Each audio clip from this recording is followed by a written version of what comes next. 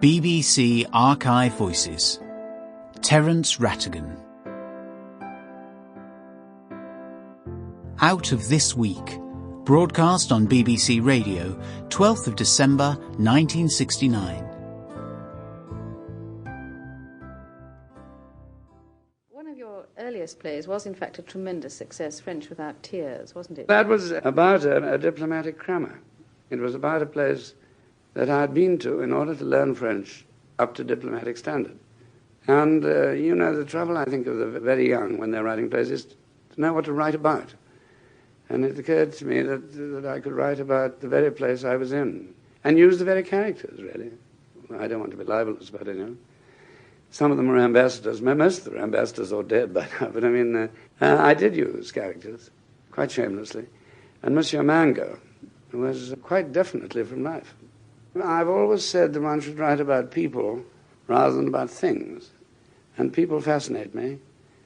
Things, and by things I mean ideology, can be solved in the ideological sense by taking sides, by saying Marx was right or Marx was wrong. And it's too simple. So I've never gone for ideology. I like to look at humanity through a microscope and find out as much as one can about people and the relationships between people. That's been my aim and object all my life.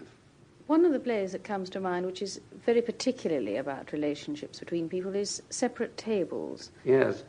Well, the inspiration there was that my mother was in a hotel, not in Bournemouth, but in a hotel for old people in Kensington. And I used to go and have dinner with her.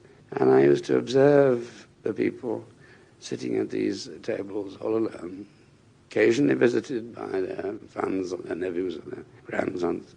And I wondered about them. I wasn't told much about them. I just tried to imagine what they would be like, what their lives would be like. I stuck it in Bournemouth just in case I was sued by the hotel in question.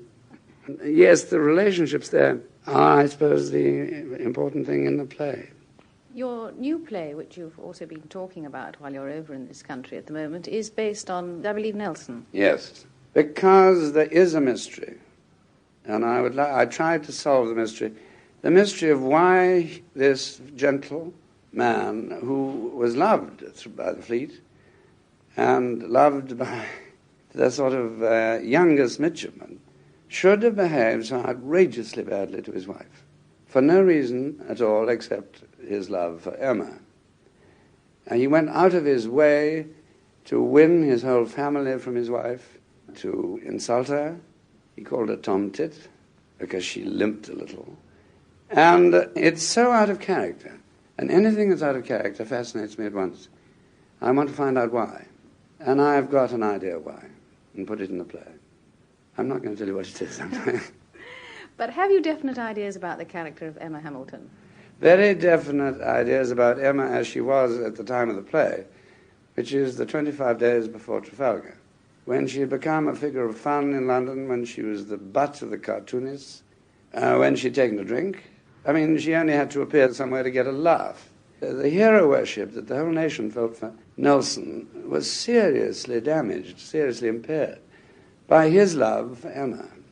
There was no question of what later in Victorian times became the divine lady and the respectable, almost married love that he had for Emma Hamilton and the tria juncta in una, which is himself and William Hamilton and Emma. It was a very nasty, dirty scandal.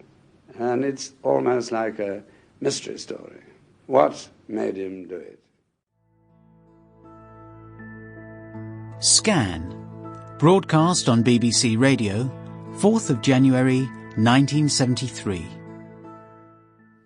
Well, Aunt Edna's a character I really wish I'd never created. I'm afraid she will outlive me. You probably know how she came about, do you? Yes, she was in one of your prefaces, wasn't she? Yes. And I thought of a common denominator. I was talking about an audience being an entity. You must never divide or split an audience. I think it was in that context. And I said that one had to visualize an audience.